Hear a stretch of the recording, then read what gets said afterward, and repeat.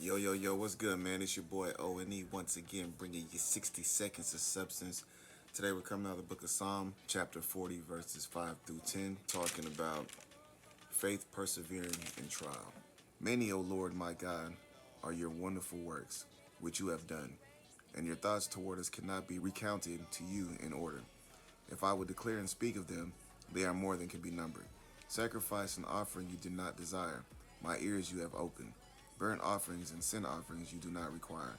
Then I said, Behold, I come. In the scroll of the book it is written of me. I delight to do your will, O my God, and your law is within my heart. I have proclaimed the good news of righteousness in the great assembly. Indeed, I do not restrain my lips, O Lord, you yourself know. I have not hidden your righteousness within my heart. I have declared your faithfulness and your salvation. I have not concealed your loving kindness and your truth from the great assembly. All right, and so David is speaking prophetically here, and so in verse 6 where he says, "Sacrifice and offering you did not desire; my ears you have opened," meaning I now understand. Then he goes on to say, "Burnt offering and sin offerings you do not require."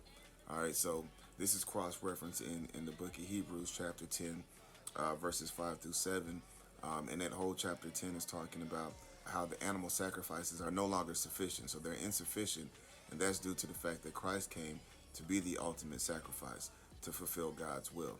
And so he goes on to say in verse 9 that I have proclaimed the good news of righteousness, and that good news of righteousness, that phrase, is what we have come to know in the New Testament as Matthew, Mark, Luke, and John, which is the gospel.